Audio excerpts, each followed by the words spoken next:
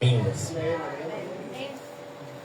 Y bueno, yo quiero que sepas primero que la Biblia no es un libro que contenga cuentos de hadas, no es un libro donde contiene cosas perfectas solamente en cuanto a testimonios de personas, sino que todo lo contrario, es un espejo honesto, ¿no? Es un espejo a veces doloroso de la condición humana, de cómo tenemos esa condición humana los hombres, ¿no? Y en qué estamos viéndonos. Y entonces, cuando nosotros vemos la Biblia, vamos a encontrar ejemplos de personas, ejemplos de familias que van a mostrar situaciones imperfectas, porque Dios no esconde las imperfecciones. Dios no es un Dios que tape las cosas que son imperfectas, ¿no? Y especialmente de aquellos hombres que Él llamó, Dios no esconde sus imperfecciones.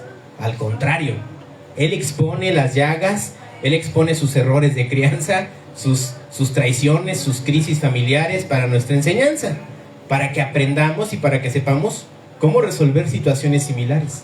Imagínate si la Biblia solo trajera cosas de personas que solamente tienen cosas perfectas en su vida. ¿Qué sentido tendría que nosotros leyéramos la Biblia? Hermano, la Biblia es un manual de vida. Es un manual para que nosotros podamos vivir y no tropecemos. Esa es la cosa con la Biblia. Que cuando nosotros leemos lo que está escrito ahí, entonces nosotros estamos preparados para no tropezar. Cuando nosotros entendemos por qué están escritas estas cosas, entonces a nosotros nos sirve de enseñanza y no tropezamos. Nadie viene con un manual de vida cuando nace. ¿Amén? Nadie nace con ese manual. Los papás, nadie viene con un manual bajo el brazo para ser papás. Pero los que son cristianos, sí. Se llama Biblia. Nosotros sí tenemos un manual. Nosotros sí podemos saber qué hacer en cada situación. Siempre y cuando, pues la leamos. Si tú no lees el instructivo, ¿cómo quieres saber cómo vivir? Hay muchos problemas que nosotros podemos evitar en nuestras vidas cuando nosotros leemos la Biblia y entendemos lo que Dios nos quiere decir a través de ella. Fíjate bien lo que dice Romanos 15:4.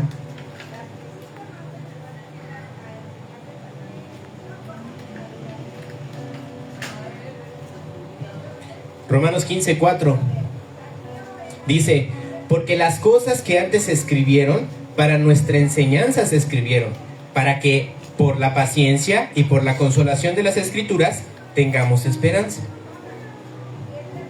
La misma Biblia nos está diciendo que nosotros, para poder vivir adecuadamente, para poder evitar aquellas situaciones en las que yo creo que muchos estamos metidos en este momento, la Biblia dice, bueno, yo estoy aquí, ¿no? Dice Dios a través de la Biblia, yo estoy aquí para que aprendas de mí y no caigas en los errores que estás cayendo en este momento. En 1 Corintios 10:11 dice, y estas cosas les acontecieron en figura. ¿Y de quién está hablando? Pues de las personas que están escritas en la Biblia. Está hablando de esas personas, de esos testimonios, de esas cosas que Dios permite en los hombres y que sean escritas para que nosotros lo podamos ver. Es una figura de lo que te puede pasar a ti, si vas por un camino o si vas por el otro. Porque en la Biblia vas a encontrar caminos de bendición y caminos de hombres que no siguieron la bendición de parte de Dios y entonces tropezaron. Dice, y estas cosas les acontecieron en figura y son escritas para nuestra amonestación, en quienes los fines de los siglos han parado. Son escritos en amonestación quiere decir como que son escritos para tu enseñanza. Para nuestra enseñanza, quise decir, para que nosotros aprendamos. Si la Biblia demandara personas perfectas, o familias perfectas, o ministros perfectos para manifestar el poder de Dios, o para que Dios se pudiera acercar a ellos, bueno, ninguno de nosotros calificaría. Todos tenemos imperfecciones, hermano. Todos tenemos defectos. Todos sufrimos. ¿Sabes por qué sufres? Porque eres imperfecto. Sí, todos padecemos cosas porque somos imperfectos. Algunos padecemos disciplina y otros padecemos tratos. Son cosas distintas, pero todos, a final de cuentas, somos gente que somos perfectibles, o sea, que podemos ser perfeccionados. Dios se especializa en tomar vasijas de barro despostilladas, agrietadas, rotas. Se especializa en tomar esas vasijas para restaurarlas. Dios es un Dios que está apasionado por restaurarnos. Él está apasionado y empeñado en que nosotros, estas vasijas agrietadas, estas vasijas rotas, estas vasijas imperfectas, vengamos a plenitud. Todos los que estamos aquí en este momento, estamos despostillados, estamos rotos, tenemos imperfecciones. A lo mejor los que lucen más enteros no tienen la capacidad, y entonces Dios tiene que empezar la obra otra vez para que tengan la capacidad. Pero estamos aquí porque necesitamos de Dios, porque necesitamos escuchar acerca de Él, analizar estas cosas que el Señor nos da. No es un mero ejercicio para ver qué dice la Biblia, un ejercicio histórico o un ejercicio genealógico. Es más bien nuestra necesidad espiritual para la iglesia y para nosotros, para las familias de hoy. Y hermano, quiero que sepas que Dios deja ver a través de la Biblia que nosotros nos desarrollamos en diferentes entornos, pero el primer entorno en donde tú te desarrollas es en tu familia. Yo creo que el día de hoy estamos en familia. Amén. Nosotros somos hermanos, todos nosotros, y estamos entre familia. Y a lo mejor trajiste a tu familia nuclear, es decir, a la familia que te acompaña, la familia de sangre. Y ese es el primer entorno en donde tú te desarrollas. La familia es el primer laboratorio del alma. Es el territorio donde se configuran nuestras mayores fortalezas. Pero también es el suelo donde se siembran nuestras heridas más profundas. Es en la familia. Es en la familia en donde nos criamos. Ahí es donde te haces fuerte, o ahí es donde te haces débil, por lo que aprendes desde tu familia. Entonces, cuando nosotros vemos la Biblia, vemos que no hay familias perfectas. Adán y Eva, la primera familia que Dios instituye, peca. Ahí está la imperfección.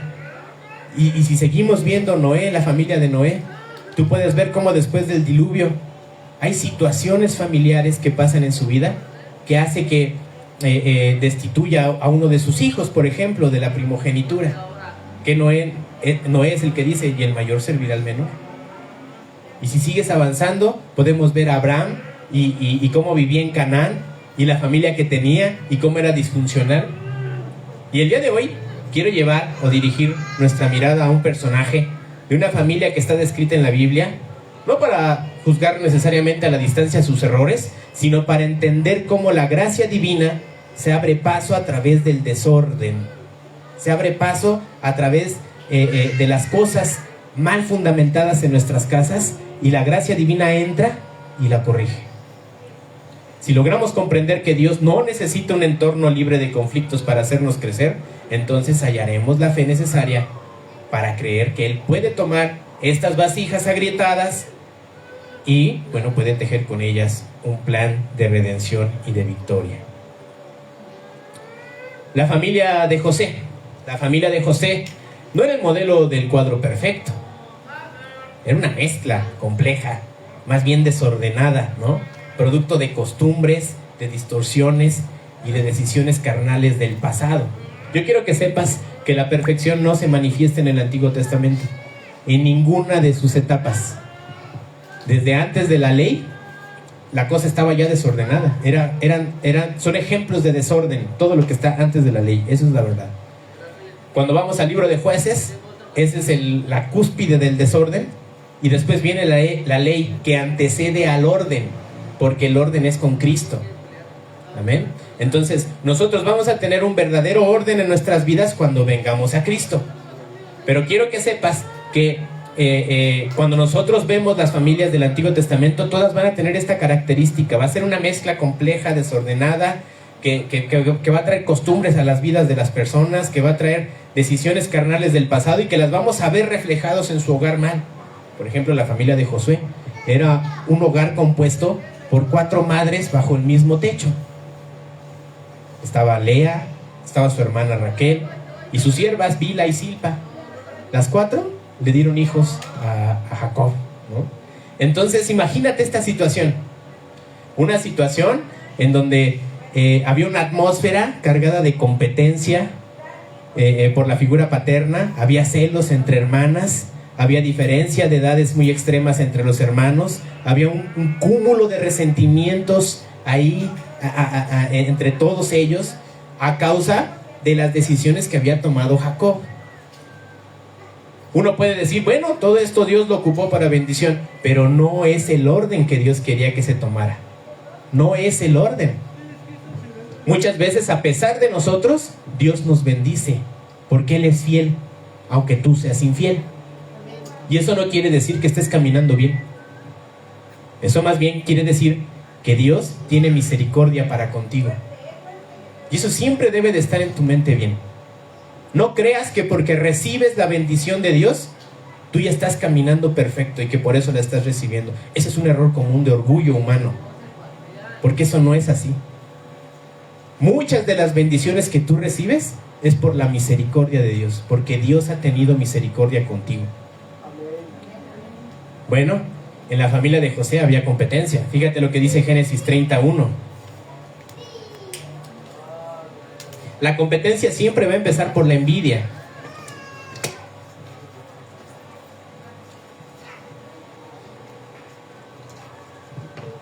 Dice Génesis 31.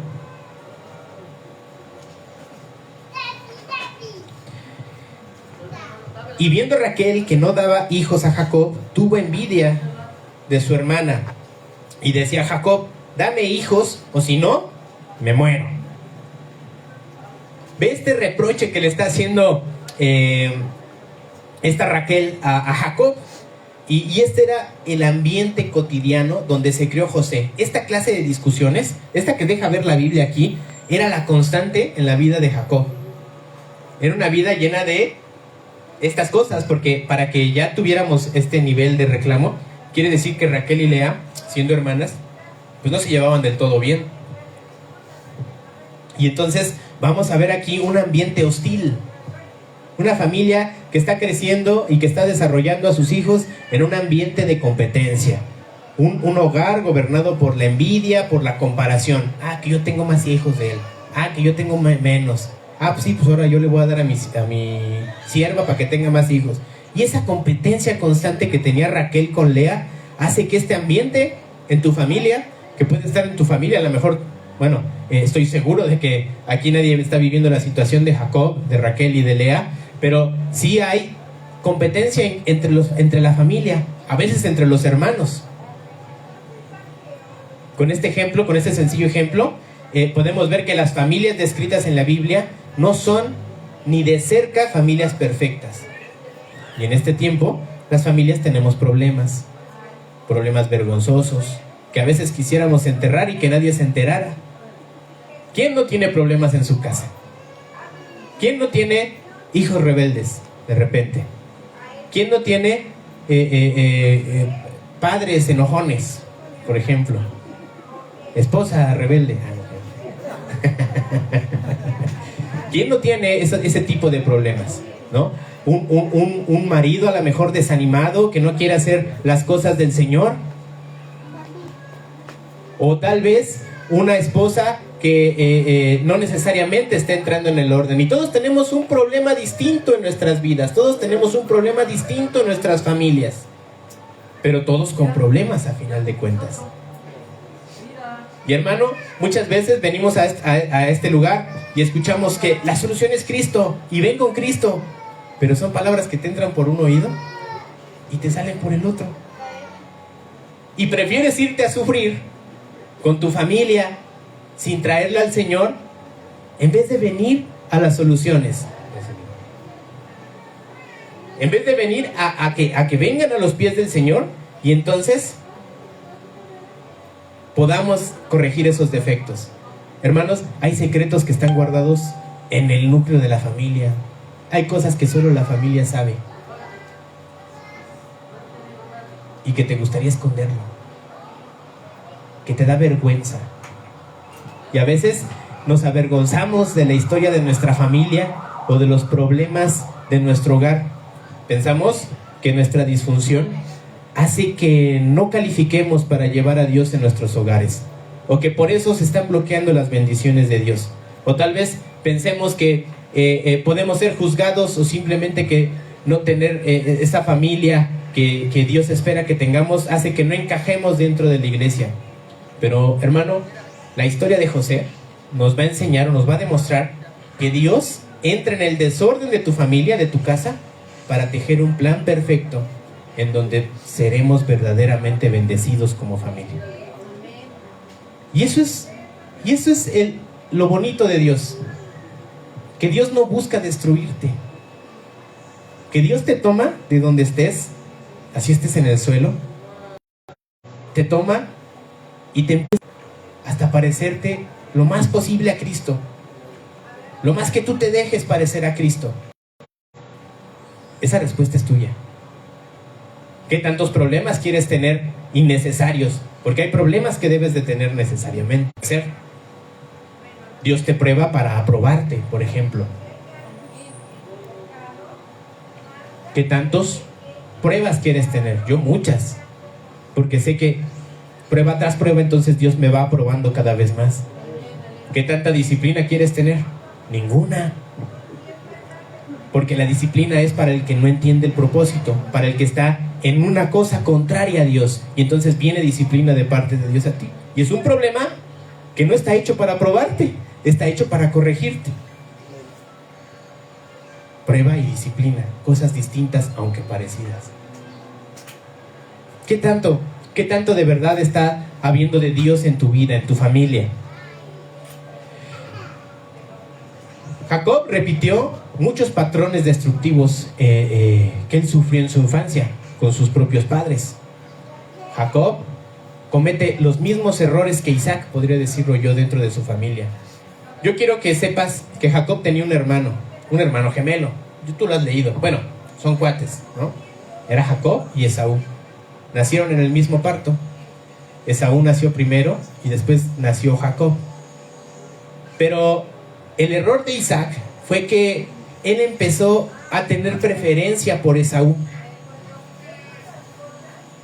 Y hermano, aquí la Biblia nos está mostrando algo. Nos está mostrando que desde los padres puedes generar conflicto con tus hijos. Cuando tú le das preferencia a uno, ¿tú cómo crees que se va a sentir el otro? ¿Tú cómo crees que el otro se va a sentir cuando sepa o vea que tú estás teniendo preferencia por el hermano mayor o el menor? No sé. Fíjate, en Génesis 25-28, ve lo que dice.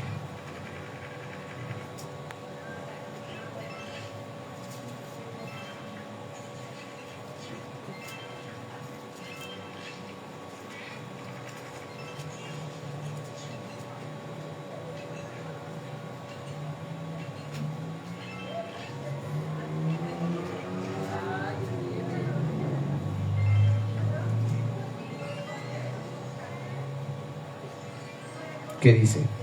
Dice, y amó Isaac a Esaú,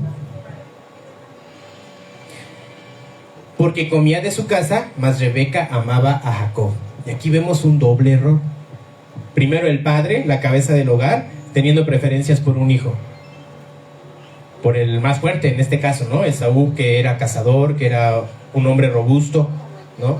Y como ve esta situación Rebeca, entonces Rebeca se inclina más por Jacob y empieza una serie de problemas en sus vidas que hace que caigan en desorden. Y esta es la situación, y así creció Jacob. Ese fue el modelo que él vio en sus padres, con preferencias. Fíjate lo importante de la crianza de los que tienen hijos. Todo lo que tú hagas ahora, si tus hijos te ven tomando, si tus hijos te ven fumando, si tus hijos te ven perdiendo el tiempo, ¿tú qué crees que van a hacer ellos? Van a repetir tus mismos patrones. Van a repetir tus mismos errores con sus hijos. Hay cosas en nuestra casa que estuvieron mal, pero que nosotros por nuestras propias fuerzas no somos capaces de corregir. Heredamos esas dificultades y repetimos esos errores. Todos traemos un patrón prepuesto de nuestros padres y corremos el riesgo de repetirlo en nuestras familias. Y hermano, yo no sé qué herencia le quieres dejar a tus hijos. Y a lo mejor eres tan pobre como yo, que yo si tengo hijos, yo no les voy a poder heredar nada, ¿verdad? De dinero. Pero lo que sí les voy a poder heredar, si yo me acerco a Dios, es un buen ejemplo. ¿Qué ejemplo le estás dando a tus hijos? No somos capaces de corregir, heredamos esas dificultades, repetimos los errores. Y Jacob crece en ese ambiente y repite esos mismos errores de su padre Isaac. Y entonces le empieza a dar preferencia a uno de sus hijos. Fíjate el error repetido otra vez, ahora por parte de Jacob. Génesis 37:3. Él crece en ese ambiente y repite el mismo patrón, el mismo error una vez más. Tú que has leído la Biblia, ¿cómo se llevaba Jacob con su hermano gemelo Esaú? No se podían ni ver. Hay unas partes de la Biblia donde dice que Isaac teme a Esaú porque lo vaya a matar. La importancia de qué inculcas en tus hijos, de cómo lo haces. Fíjate, repite el error Jacobo, ahora dice, porque Jacobo se le cambia el nombre a Israel. Jacobo e Israel es la misma persona, es el mismo personaje. Dice, llamaba a Israel a José más que a todos sus hijos, porque le había tenido en la vejez y le hizo una ropa de diversos colores.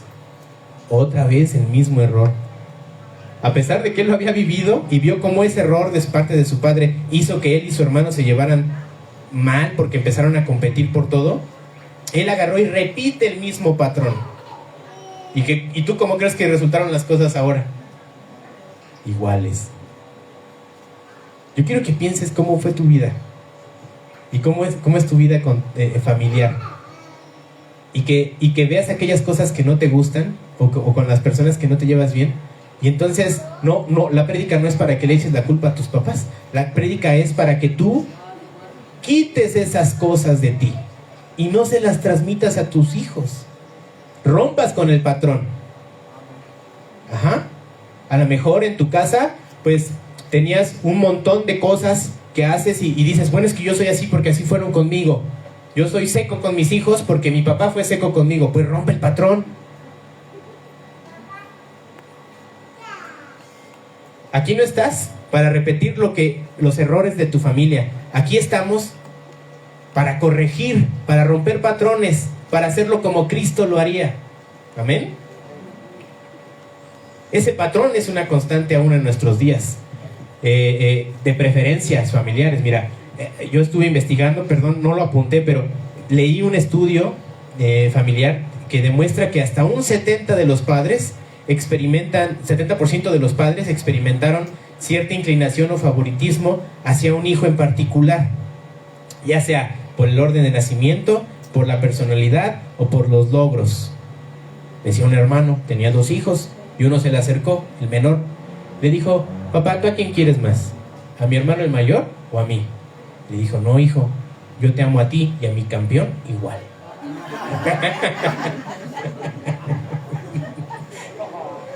Bueno, ahí hay un patrón. No debes de tener preferencias. No debería de haber preferencias. Sin embargo, cuando este favoritismo se hace público y excluyente, bueno, va a abrir una grieta de amargura en el corazón de los demás miembros de la familia. ¿Tú cómo crees que se sentían los hermanos de José después de que a él le dio un vestido más fino, ¿no? Porque la palabra en el original es un tejido fino, no tanto que tuviera muchos colores, sino que era más fino, era de una tela superior. Entonces imagínate, a todos les das sus tenis Panam, ¿no? Tienes 3 hijos y les das 2 Panam y a uno le das Nike. ¿Tú cómo crees que se van a sentir los que recibieron el Panam? Pues Dios mío, ¿no? Abres una raíz de amargura. ¿Por qué le das lugar al diablo? En el seno del hogar es donde usualmente comienzan nuestras heridas más profundas. José y su familia vivían en Canaán. Había 2 hermanas, ¿no? Y a una le hicieron fiesta y a la otra no. ¿Cómo crees que se siente la otra? Es que en serio, son cosas tan sencillas de solucionar, ¿no? Son cosas tan fáciles de ver. Y a veces cometemos esas imprudencias.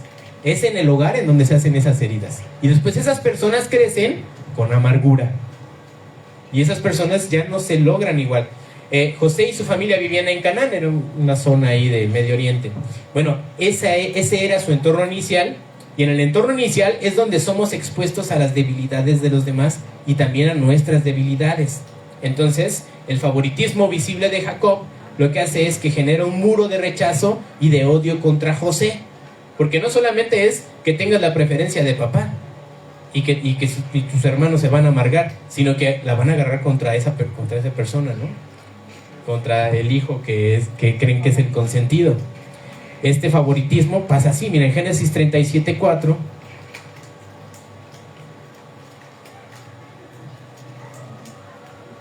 Fíjate todo lo que provoca nada más el mostrar la preferencia por un hijo. No debe de ser así. Dice, y viendo sus hermanos que su padre lo amaba más que a todos sus hermanos, aborrecíanle y no le podían hablar pacíficamente. Lo maltrataban, lo tenían malo. Lejos de hacerle un beneficio lejos de hacerle un beneficio a Jacob, ¿qué era lo que estaba pasando? Le estaba provocando un mal, le estaba provocando conflictos con la familia. Cuando en la familia o en la iglesia creamos círculos cerrados y favoritismos, destruimos la autoestima de los demás y sembramos discordia. Cuando la gente se siente excluida, se repliega en sus propios grupos, como los hijos de Lea por un lado y los hijos de las siervas por el otro. Y entonces empieza a haber muchos conflictos. Ahí ya de por sí ya estaba la fórmula exacta para hacer conflicto, ¿no? Había 2 mujeres con 2 siervas, y entonces cada una tenía sus hijos, y pues cada una de ellas le daba preferencia a sus propios hijos. Ya desde ahí estaba, pero Jacob todavía agrava más el problema. Y entonces empieza a haber envidia y empieza a haber contienda. Y entonces empieza a haber toda clase de maldad en la familia de Jacob. Fíjate lo que dice Santiago 3:16.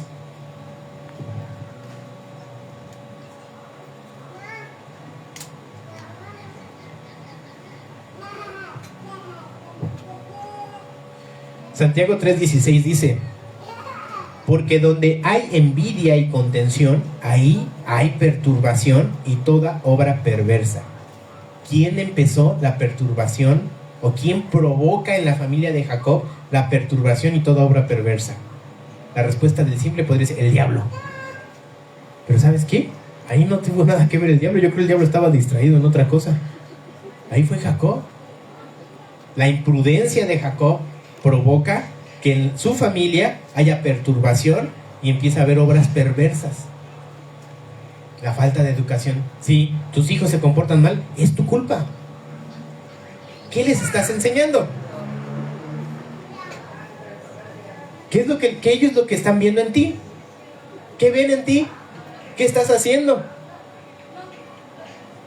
Ellos desarrollan patrones malignos, perturbadores y de obra perversa, porque a lo mejor en tu casa hay envidia y hay contienda y tú no has sabido parar eso.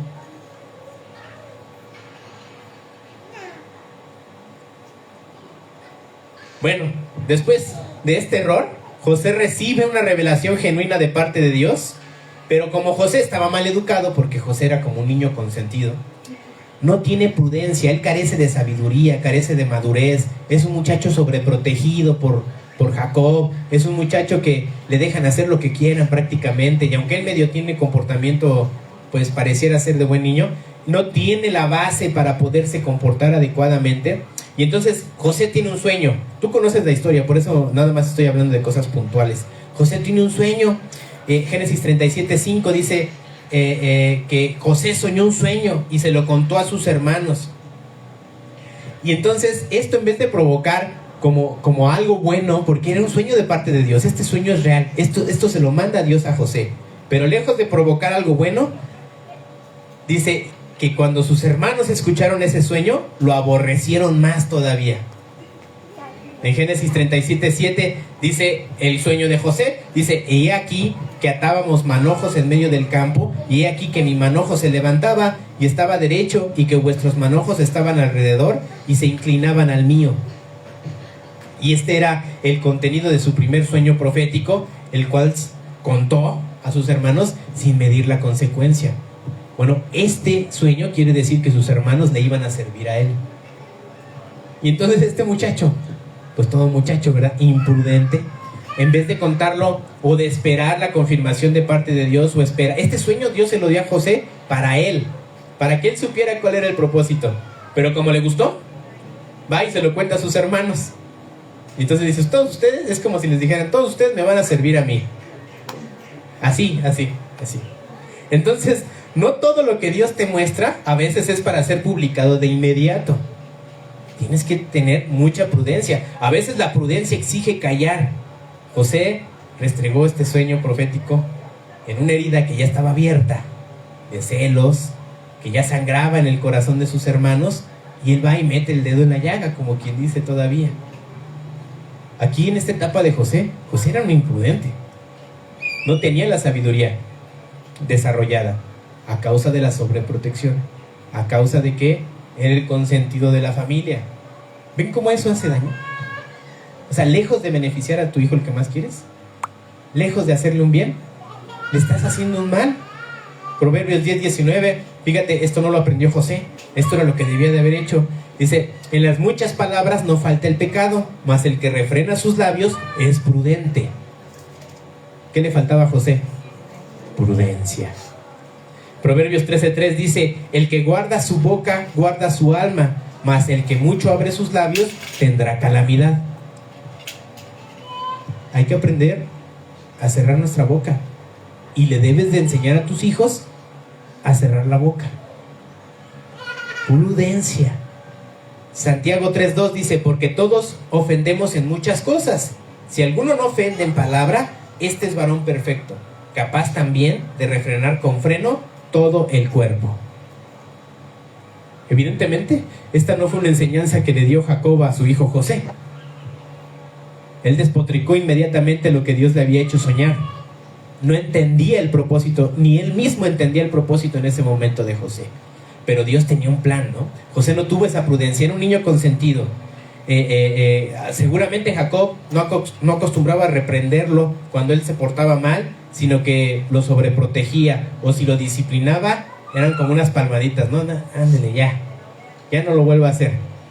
Y a lo mejor con sus hijos, con sus otros hijos, sí los reprendía fuerte, ¿no? Bueno, con estas actitudes Jacob no se estaba dando cuenta del daño que le estaba haciendo a su hijo. Y cuando José cuenta su sueño, pues seguramente lo hizo de esta manera presunciosa. Por eso sus hermanos lo tomaron tan mal y bueno, lo aborrecieron. Y desde ese día, hermano, el rencor de sus hermanos contra él, que ya era un rencor grande, se convierte en una maquinación. Ya sus hermanos no nada más no lo querían, ya lo querían quitar del camino. Decían, bueno, si tú te estás interponiendo entre el amor de mi papá y yo, pues alguien tiene que quitarse, ¿no? Y la única manera de quitar a José, pues era generando un plan doloso para quitarlo del camino. Y ellos estaban esperando la oportunidad.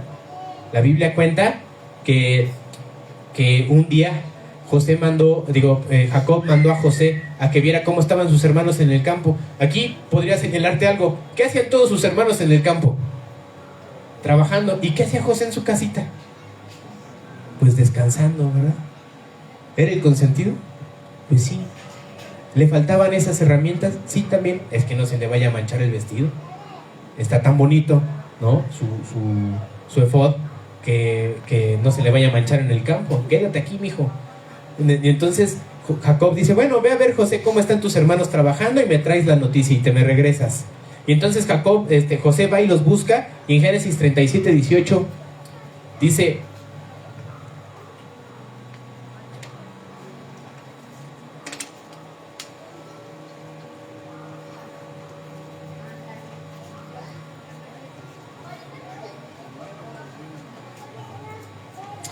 y como ellos le vieron de lejos, antes de que cerca y como ellos lo vieron de lejos, antes que cerca de ellos llegara, proyectaron contra él para matarle.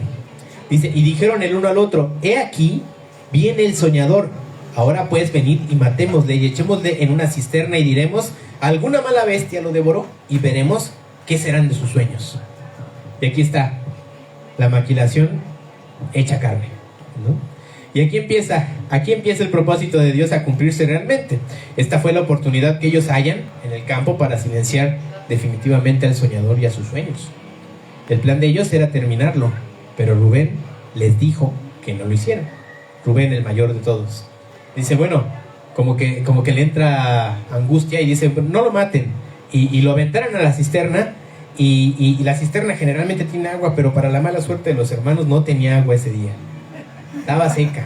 Entonces se cae José y ahí les grita, ayúdame, no me dejen aquí, ¿no? Había un clamor de parte de José. Y entonces como que Rubén dice, ay, no se murió, pues no lo matemos. Ahí vamos a dejarlo, ¿no? Y en lo que se decidían qué hacer con él, que estaba en la cisterna, pasaron unos comerciantes que por cierto eran sus primos, eran ismaelitas, dice la Biblia. Los ismaelitas y los de Israel y los de Isaac son parientes, ¿no? Isaac e Ismael son hermanos, hijos de Abraham. Entonces pasan los de ese pueblo y ellos eran comerciantes. Los ismaelitas siempre se han distinguido por ser comerciantes.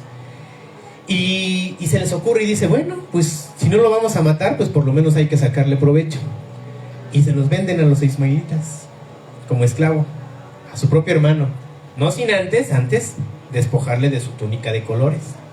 Dice en Génesis 37:23, dice, y sucedió que como José llegó a sus hermanos, ellos hicieron despojar a José de su ropa, la ropa de colores que tenía sobre de sí. Y entonces esta maquinación ya estaba avanzando. Ya no nada más era matar a la persona, sino que estaban empezando a ver cómo encubrir su pecado. Estaban viendo a ver la manera de hacer una coartada perfecta. Y entonces el pecado siempre va a arrastrar más pecado. Una vez que en tu familia empieza la mentira, una vez que en tu familia empieza pecados que tú crees chiquitos y que a nadie le hacen daño, bueno, el pecado siempre va a ligar otro pecado más. Entonces aquí ya le habían hecho maldad a la persona, pues ahora vamos a encubrirlo y ahora vamos a mentirle a nuestro papá y ahora vamos a ver cómo nos zafamos de esto, y pecado tras pecado, tras pecado, tras pecado. Y entonces tú como papá tienes esta responsabilidad. Si el pecado empieza por ti, imagínate, hermano, ya no por los hermanos, ya no por tus hijos, si empieza por ti y empiezas a mentir y empiezas a encubrir las cosas que haces, ¿qué estás metiendo a tu casa? ¿Qué estás metiendo a tu familia? Estás trayendo la calamidad a tu familia. Los hermanos de José vendieron a su hermano y presentaron una túnica ensangrentada. Mataron un cabrito. Y bueno, vamos a leerlo. Génesis 37:31 dice, entonces tomaron ellos la ropa de José y degollaron un cabrito de las cabras y tiñeron la ropa con la sangre y enviaron la ropa de diversos colores y trajeronla a su padre y dijeron, esta hemos hallado, reconoce ahora si es o no la ropa de tu hijo. Ya la cadena del pecado había comenzado y ya no podían detenerse. Todo fue disparado por el rencor y la envidia que siembra Jacob en sus hijos. Fíjate hasta dónde llegó el pecado. ¿Ves ese error que tienen ahí? O sea, el error de tener un consentido, un preferido. Y hasta dónde ya llegó esa bola de nieve que ya se hizo de pecado tras pecado, de envidias, de orgullo guardado ahí, de cosas que se están girando y girando y se está haciendo una bola de nieve enorme. Y tú crees que es algo tan inocente, que es algo tan chiquito, que es algo que no va a pasar nada. Y la Biblia nos está mostrando que sí pasa. Ve hasta dónde están llegando. Y entonces ellos pensaban que ya se habían salido con la suya porque su padre les creyó. O sea, Jacobo no indagó más en ese momento. Otro error de Jacob, no ir a constatar las cosas. Yo creo que si Jacobo en ese momento sale a ver las cosas o intenta ver cómo estuvieron las situaciones, a buscar el cuerpo o algo, yo creo a lo mejor se topa con los ismaelitas y ahí para todo. Pero Jacobo otra vez no escucha las versiones de todos, sino que le cree y ya. Entonces el estorbo que era José para ellos había sido quitado, aunque sus consecuencias no estarían tranquilas, ¿no? Sus conciencias, perdón, ellos tendrían consecuencias. Más adelante todo esto sería corregido porque Dios tenía un plan para restaurar esta familia. A veces nos metemos en cosas que no nos debemos de meter. A veces nos metemos a nuestra familia en problemas. Pero hermano, si tú te acercas a Dios, hermano, si tú ¿Vienes con tu familia a Dios? Entonces todo este desastre, esto que parece ya irremediable y que tú lo que quieres hacer nada más es medio ajustarle para no sufrirle tanto, todo ese desastre Dios lo puede arreglar. ¿Se va a tomar su tiempo? Sí, se va a tomar su tiempo, pero Dios lo va a reparar, Dios lo puede arreglar. Cuando somos arrancados de nuestra zona de confort y entonces caemos en injusticias, se revela lo que realmente hay en el fondo de nuestro corazón. Una vez que José fue vendido a los ismaelitas, bueno, él fue llevado a Egipto, ¿no? Tú conoces la historia. Y en su camino como esclavo encadenado hacia Egipto, bajo el sol del desierto, algunos dicen, iba en su camello. No, en ese tiempo los esclavos iban caminando, no iba arriba de un camello. Y entonces José tuvo que tomar una decisión, entregarse a la amargura por todo lo que le estaba pasando, por el desprecio de sus hermanos, porque iba como esclavo y pensar que Dios le había abandonado, o perdonar en el anonimato, en donde nadie lo iba a ver que estaba perdonando a sus hermanos y todo lo que estaba pasando. Tenía esas dos opciones. Y José elige creer.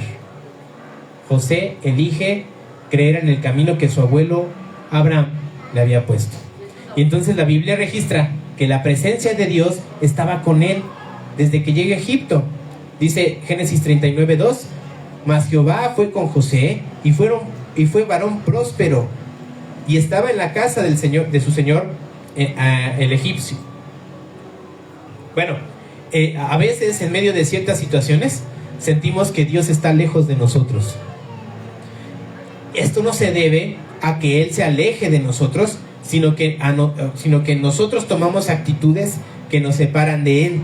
Y entonces a veces decidimos prescindir de su guía, intentamos hacer las cosas con nuestras propias fuerzas o tratar a Dios como una tradición que es lejana, una cosa despojada de nuestras vidas, ¿no? Y a veces consideramos en estas situaciones así como que Dios no me está ayudando y creo que Dios es alguien lejano. Y a veces pienso que mi Dios es un Dios que está muerto, que es ficción, que es algo en lo que me voy a apoyar. Hermano, Dios no es un Dios muerto y Dios no es un Dios de muertos. Amén. Él está vivo, su palabra está viva y es el testimonio fiel de que sigue actuando hoy. Entonces, si vivimos conforme a su palabra, comprobaremos que es un Dios fiel, que cumple lo que promete, y esto lo comprende muy bien José. Y en él se encarna lo que dice Pablo. Fíjate, nosotros sabemos que José toma la decisión correcta porque Dios lo respalda todo el tiempo. Cuando llega a Egipto, fue comprado por Potifar, y entonces Potifar lo compra como un esclavo, y José tenía la mano de Dios sobre él, y Dios prosperaba todo lo que él hacía. Y entonces llegó a la casa de Potifar y empezó a hacer su trabajo como si fuera para Dios, y entonces Potifar lo pone como el segundo de la casa, el segundo al mando de la casa. O sea, lo sube de escalones, de esclavo a esclavo, pero con poder, ¿no? Con potestad, en la casa de Potifar. ¿Cuántos de aquí trabajan en una empresa? O en su negocio. No levanten la mano, levanten. Si nosotros somos como José y realmente creemos en Dios y trabajamos como si fuera para Dios, nos deben de pasar cosas como a José, que te pongan en lugares de eminencia, que te empiecen a apreciar en el trabajo, que la opinión en el trabajo, cuando menos, sea bueno, este es de los últimos que vamos a correr porque es valioso. Si en tu trabajo tú eres el conflictivo, tú tienes los problemas, hermano, eso es falta de fe. No estás haciendo las cosas como para Dios, las estás haciendo como para ti. Pero bueno, nosotros debemos de hacerlo como José, ¿no? Y entonces en Egipto él fue comprado por Potifar, y entonces él llega a ser la segunda persona a cargo después de Potifar de todos sus bienes. Y luego viene una situación en la vida de José. Fíjate que la esposa de Potifar, bueno, para que tú sepas, Potifar era un eunuco, ¿no? Un estéril artificialmente, digámoslo así. Y entonces, pero de todas maneras, Potifar tenía una esposa, ¿no? Que él había adquirido. Y entonces esta esposa va con José, lo ve joven y pues se le ofrece. La Biblia dice que se le ofrece a José. Y José estaba bien cimentado en sus valores porque su abuelo Abraham le había enseñado bien, ¿no? Había hecho algo bien a Abraham y era pasarle la fe, ¿no? Pasarle los caminos de la fe. Y fíjate lo que dice Génesis 39:9, dice la respuesta de José a la mujer esta que se le estaba ofreciendo, dice: no hay otro mayor que yo en esta casa, y ninguna cosa me ha reservado sino a ti, por cuanto tú eres su mujer. ¿Cómo pues haría yo este grande mal y pecaría contra Dios? Fíjate, quiero llevarte a esta respuesta que dice: ¿cómo pues haría yo este grande mal y pecaría contra Dios? Él no dice pecaría contra mi amo, él no dice pecaría contra Potifar, él dice pecaría contra Dios. ¿Te acuerdas que decíamos? Cuando estamos en esa situación en soledad, ¿quién te está viendo? Nadie. No, te está viendo Dios. Te estás viendo tú. ¿Estás haciendo mal? Dios te está viendo. Aunque no estemos nosotros viéndote, porque a lo mejor te detienes porque la iglesia te ve. Pero ahí donde estás solo, Dios te está viendo. José decidió no contaminarse porque amaba a Dios y estaba comprendiendo su perdón, estaba comprendiendo su plan. Todo esto ya lo estaba tratando a José. Toda esta situación estaba haciendo que José fuera madurando y Dios lo estaba poniendo a punto para lo que se venía. Fíjate, cuando José decide no contaminarse, en 1 Corintios 10:13 Pablo nos dice: no os ha tomado tentación sino humana, mas fiel es Dios, que no os dejará ser tentados más de lo que podéis llevar. Antes dará también juntamente con la tentación la salida para que podáis sobrellevar. Tu responsabilidad, nuestra responsabilidad en nuestros hogares es que nuestros hijos sepan que la salida es Cristo. Porque esto es lo que nos va a permitir vencer la tentación. Cuando tú enseñas en tu casa el camino de Dios, cuando tú en tu casa enseñas el camino de la fe, aunque a veces tú tengas errores, tus hijos van a saber a dónde acudir y cómo responder en esas situaciones de tentación. Cuando tú no estás instruyendo a tus hijos en el camino de la fe y los estás instruyendo en un camino diferente, cuando tus hijos estén en esa situación, van a repetir tus errores. Y peor. Tengamos cuidado con eso. Segunda de Timoteo, esa no. Bueno, cuando esta situación como lo rechaza, entonces la hija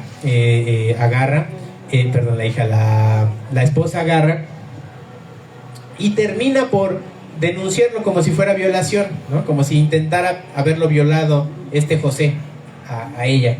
Y bueno, cuando es acusado falsamente por la mujer de Potifar, José prefirió ir a la cárcel con una conciencia limpia que retener los privilegios del palacio con una alma sucia. Hasta ahí llega la rectitud de José. Hasta ese grado de rectitud llega.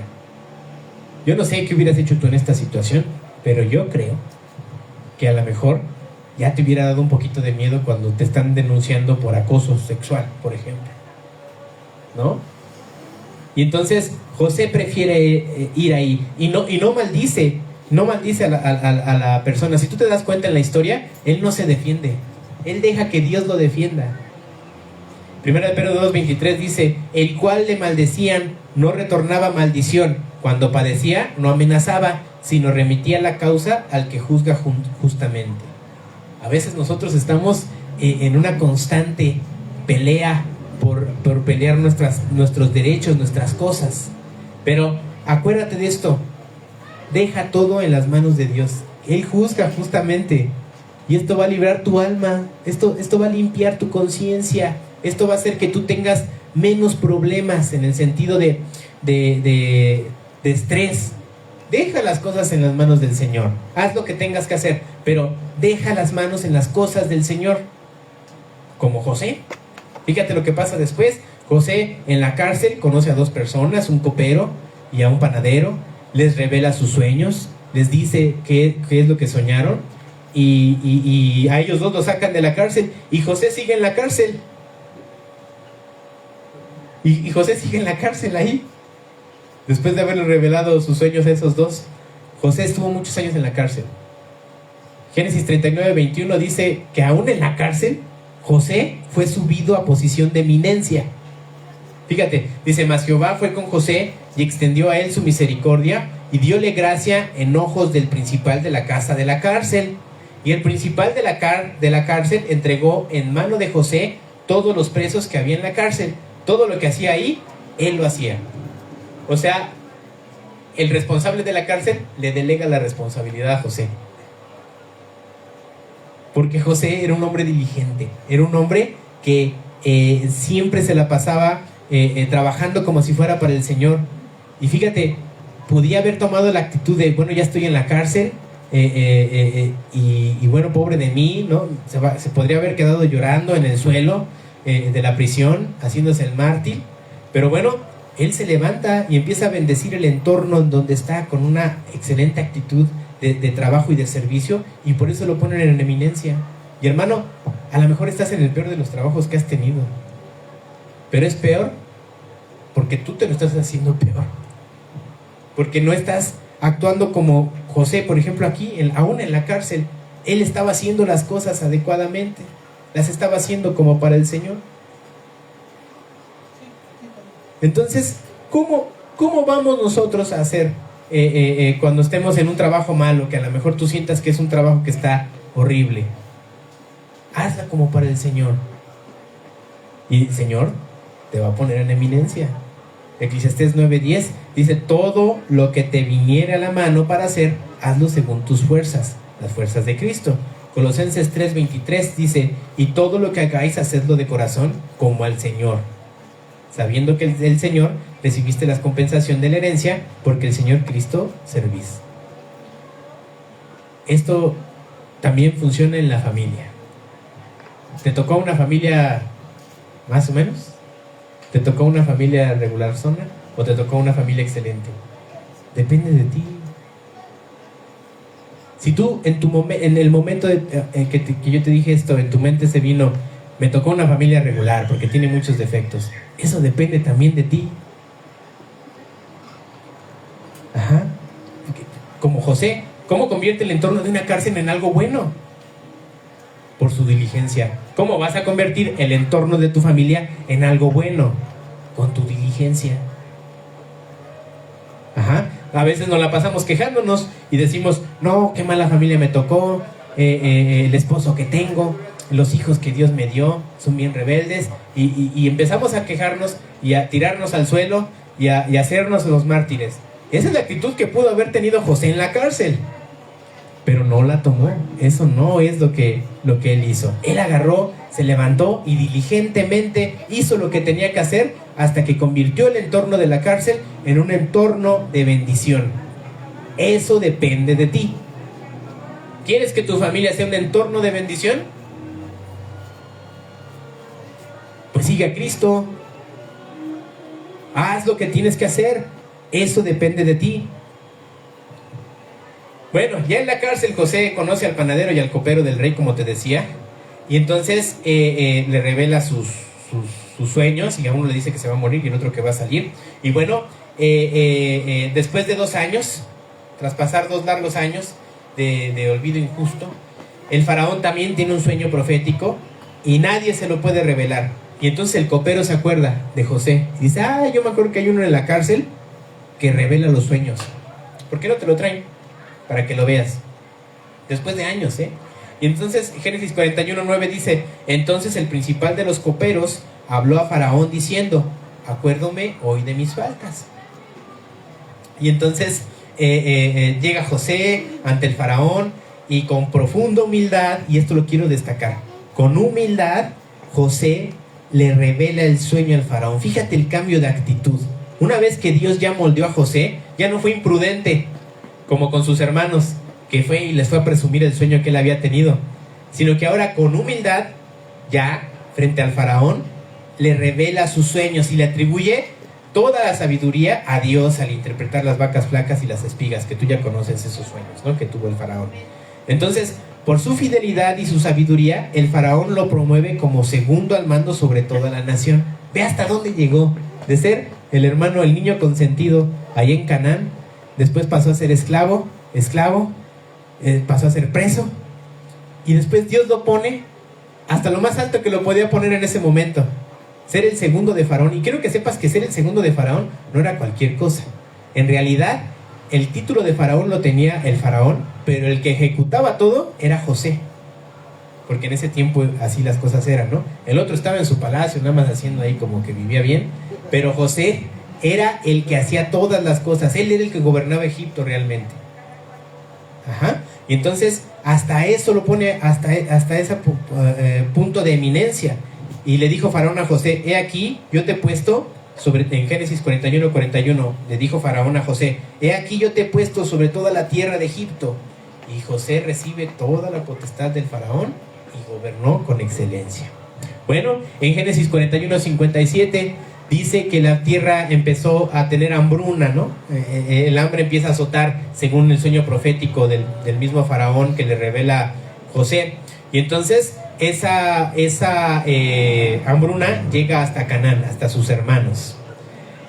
Y de todas las tierras venían a Egipto a comprar a José, dice Génesis 41:57, ¿no? Y de todas las tierras venían a Egipto a comprar de José, porque por la tierra había crecido el hambre.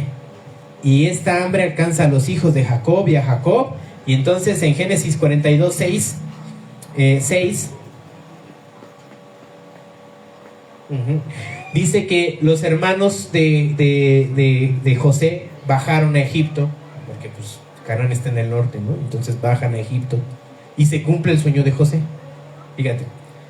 Y José era el señor de la tierra. En Génesis 42:6. Y José era el señor de la tierra, que vendía a todo el pueblo de la tierra. Y llegaron los hermanos de José y se inclinaron a él rostro por tierra.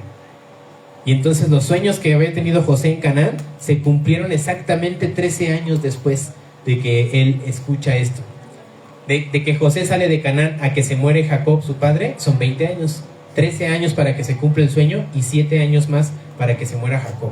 Bueno, y entonces cuando José vio a sus hermanos, él no lo reconocen a él, porque en ese tiempo a los hijos de Faraón, ¿verdad? Les pintaban, o sea, ocupaban maquillajes y toda clase de cosas que no permitió que sus hermanos lo reconocieran al primer vistazo. Pero bueno, José sí los reconoce, ¿no? Y entonces cuando José vio a sus hermanos prostrarse, no se rebeló de inmediato. Ya era prudente, ya era un hombre prudente.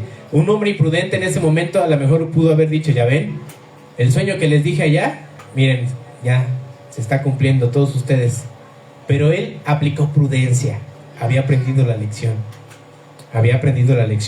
Entonces en Génesis 42:9 dice: entonces se acordó José de los sueños que había tenido de ellos y díjoles: espías sois. Espías, o sea, como que quiso probarlos. Entonces a veces perdonamos y pensamos que perdonar es como que volver a ser ingenuo, ¿no? Y ponerse como de pechito, como dicen por ahí. Pero bueno, perdonar, cuando perdonamos, a veces es sano verificar si la conducta destructiva ha cesado con los demás antes de restaurar, por ejemplo, la intimidad entre pareja, o delegar responsabilidades familiares, o delegar responsabilidades eclesiales, ¿no? En lo que haya fallado la persona, según hay que primero corroborar que sí. Proverbios 22:3 dice: el avisado ve el mal y se esconde, mas los simples pasan y llevan el daño. Y esto era algo que estaba haciendo José con ellos, por eso no se les revela inmediatamente. Estaba viendo a ver si ellos también ya habían cambiado, ¿no? Entonces los hermanos de José cargaron 13 años con este pecado, con este secreto, y la culpa consume el alma hasta que se enfrentan, ¿no? Se confiesa y se halla con gracia. Entonces Génesis 42:21 dice: y decían el uno al otro: verdaderamente hemos pecado contra nuestro hermano, que vimos la angustia de su alma cuando nos rogaba y no lo oímos, por eso venimos sobre nosotros esta angustia. Esto es porque aquí ya, después de un tiempo, no estoy leyendo toda la historia, simplemente estoy tocando algún punto específico. Después José les confiesa que él es su hermano, ¿no? Y entonces ellos alcanzan a ver y tienen un poquito de miedo. Incluso tienen miedo después de la muerte de Jacob, porque dice: bueno, mientras está nuestro papá y ya estamos viviendo en Egipto, pues no pasa nada, ¿no? Pero el problema va a ser cuando se muera nuestro papá, y se muera a los 20 años Jacob. Y entonces Génesis 50:19 dice: y respondiéndoles José: no temáis, ¿soy yo acaso en lugar de Dios? Vosotros pensáis mal contra mí, mas Dios los encaminó a bien para hacer lo que vemos hoy, para mantener en vida a mucho pueblo. José comprendiendo el propósito de todo lo que había pasado. Este es el punto cumbre, ¿no?, del plan de Dios para tu vida. A veces pensamos que estamos pasando por una situación tan complicada que no vamos a salir de ella, o que vamos a salir medio raspados de ella. Pero hermano, estar con Dios tiene una garantía, y la garantía de Dios es que todas las cosas que te pasen son a bien. ¿No dice Romanos 8:28? Dice, y sabemos que a los que a Dios aman, todas las cosas les ayudan a bien. Esto es, a los que conforme a su propósito son llamados. Si tú estás con Dios, todas esas dificultades que tienes, como a José, se van a convertir en cosas de bendición para tu vida. Dios tiene esa capacidad. A Dios le encanta trabajar así. Le encanta transformar tu dificultad en bendición. ¿Tienes esta dificultad? Si tú estás con Dios, si tú estás ejerciendo la fe como debes de ejercerla, esa dificultad Dios la va a transformar en una bendición. Pero hay que creer. Hay que saber creer. Entonces, ¿por qué? Porque todas las cosas nos son para bien a los que estamos en Cristo Jesús. Y debemos de ser benignos y debemos de ser misericordiosos unos con otros, porque en medio de esas dificultades Dios te va a probar en cuanto a tu perdón para con los demás. Porque muchas veces nuestras dificultades o las personas que sentimos que nos están haciendo daño están en nuestro propio hogar. Pero acuérdate de esto, nuestra lucha no es contra carne ni sangre. No es contra tu sangre que está ahí en tu casa. Es contra la carne, ¿verdad? Contra los enemigos, pues. Entonces, Dios te va a probar en cuanto a perdón. ¿Alguno de tu familia te ha ofendido? Yo pienso que sí. ¿Alguno de tu familia te ha dejado de hablar?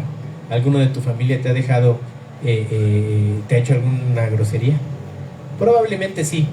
Hace muchos años a lo mejor te quitó tus canicas y tú sigues guardando el rencor. Hermano, eso es algo que Dios te está probando. No debemos de tener rencor con nuestros familiares. No debemos de guardarles rencor. ¿Sabes qué? El rencor lo único que hace es dañarte a ti mismo. La Biblia dice, perdónense los unos a los otros, como también Dios os perdonó a vosotros en Cristo. ¿Quieres ser digno del perdón de Dios? ¿Sí? ¿Quieres ser digno de las bendiciones de Dios? Perdona a los que te hicieron daño. Empezando por nuestras familias. Perdónalos. Hermano, a veces hay gente que tiene rencor contra sus familiares que ya hasta están muertos. De verdad. Están yendo más allá de donde deberíamos de ir.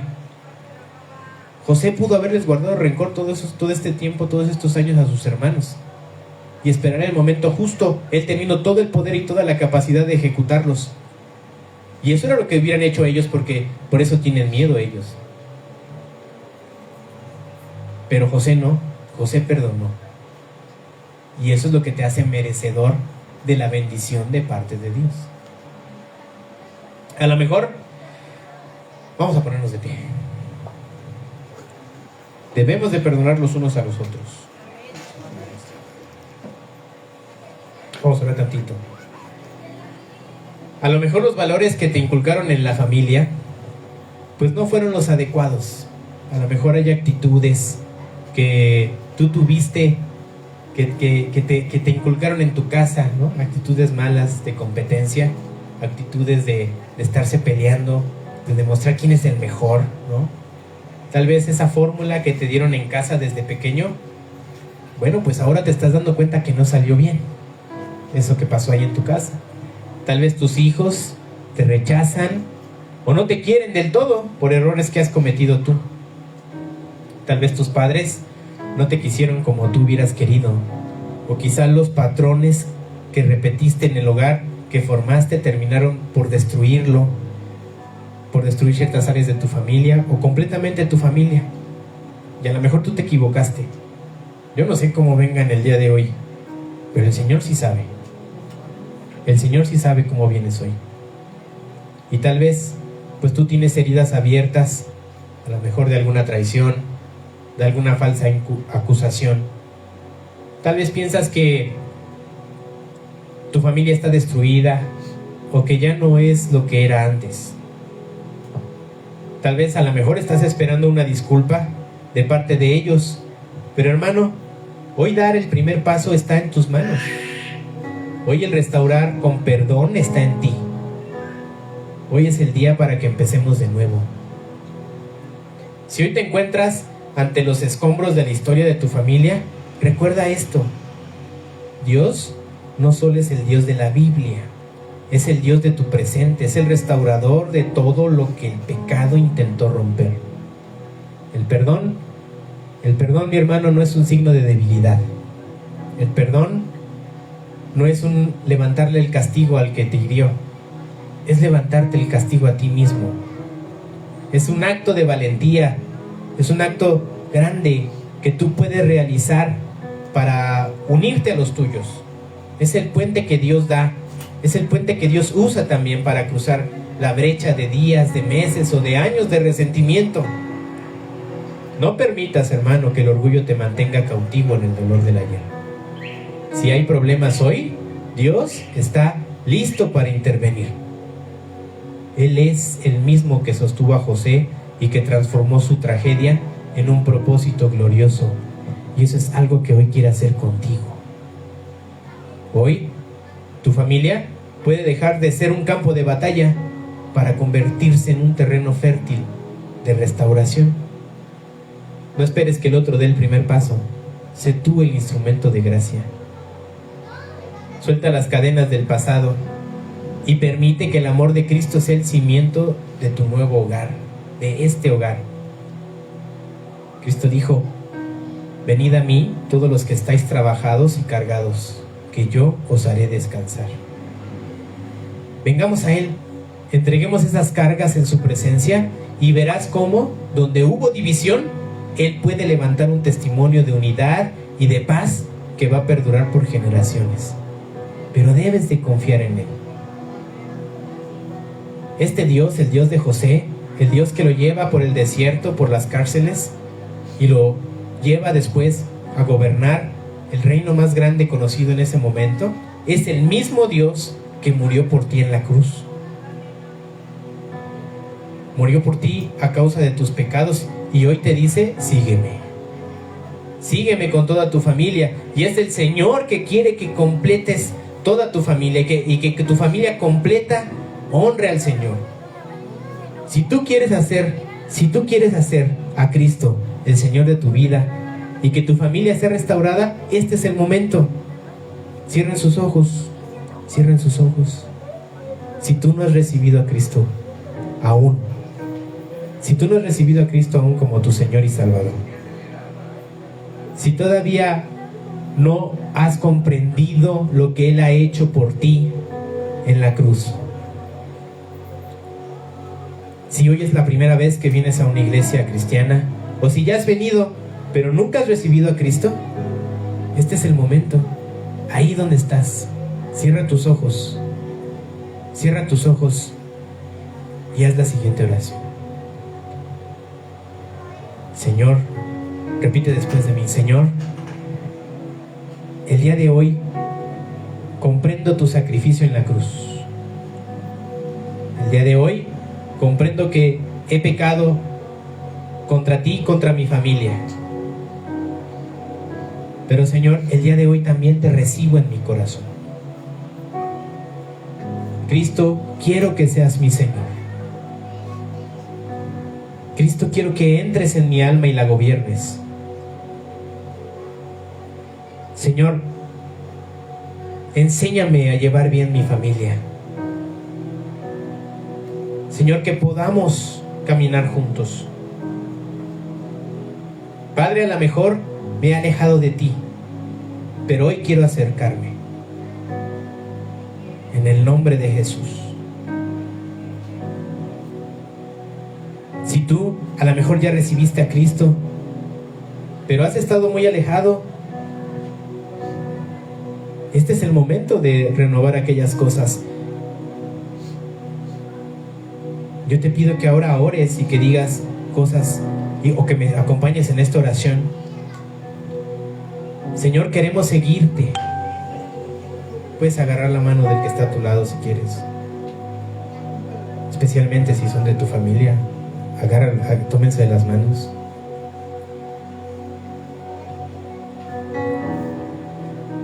Señor, en esta tarde, Señor, Padre, queremos hacer un compromiso contigo como familia, Señor.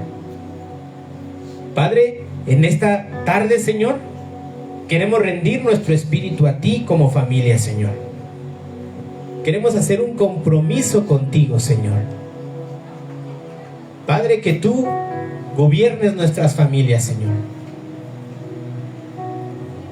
Padre, que tu palabra sea el estándar en nosotros, en nuestras casas, Señor.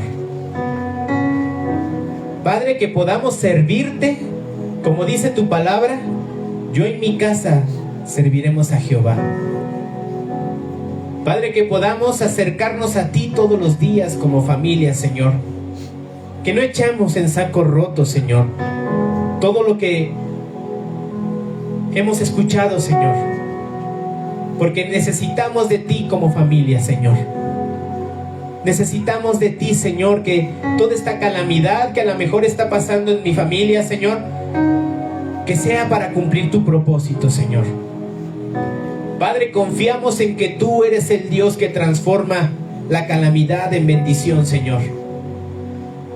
Padre, confiamos en que tú eres el que bendices a nuestras familias, Señor. Señor, eres tú, Señor, el que nos mantiene cerca aunque nosotros estemos alejados, Señor. Padre, aún de los familiares que tenemos lejos de nosotros hoy y que estamos pensando en ellos, Señor, y que estamos viendo cómo sufren en sus vidas, las carencias que pasan, Señor. Aún hoy, Señor, te pedimos por ellas, Señor. Padre, que tú los bendigas, Señor, que los acerques a ti, Señor. Padre, que no los dejes en donde están, Señor, sino que vengan a perfección, Señor. Que vengan contigo, Padre. Señor, queremos ser esas familias en donde realmente nosotros seamos el testimonio vivo de tu palabra, Señor. Padre, que por medio de ti, Señor, que por medio de ti seamos bendecidos, Señor. Y que por medio de nuestro testimonio, Señor, la gente quiera venir, Señor. Padre, todos tenemos problemas. Y yo sé que detrás de esos problemas, Señor, hay bendición. Nosotros confiamos en ti, Señor. Eres nuestra única columna, Señor, en la familia. Solo tú, Señor, haces la obra en nuestras familias. Queremos romper los patrones de nuestros padres, Señor. No queremos ser iguales. Pudieron haber sido buenos padres o malos padres, pero Padre, no queremos repetir lo malo que hayan hecho, Señor. Queremos romper, y en el nombre de Cristo hoy rompemos todo patrón maligno, Señor.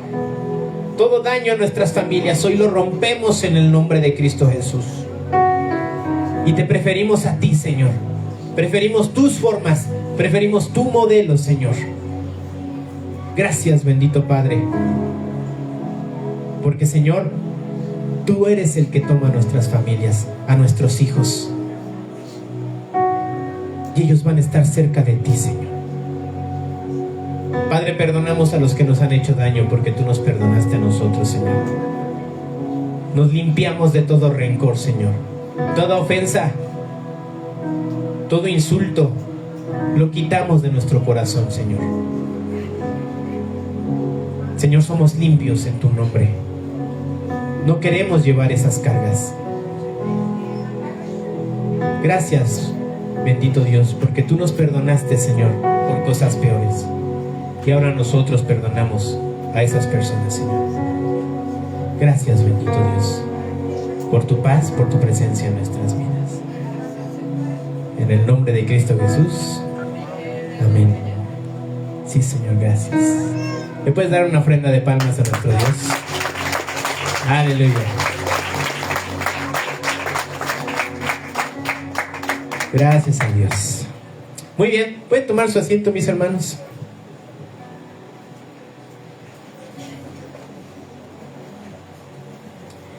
Bueno, recuerden que la decisión que tomas hoy no termina contigo.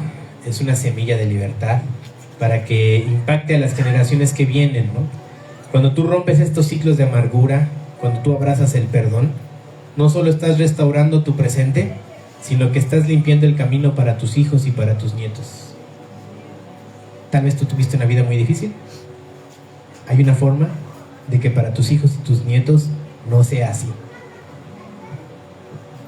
Hay que aprender a romper esas cosas. No solo estás restaurando tu presente, sino que estás limpiando el camino para tus hijos. Deja que tu hogar sea el lugar donde las cadenas del pasado pues finalmente se rompan y entonces las podamos reemplazar con bendición y entonces podemos dejar un legado verdadero para nuestros hijos.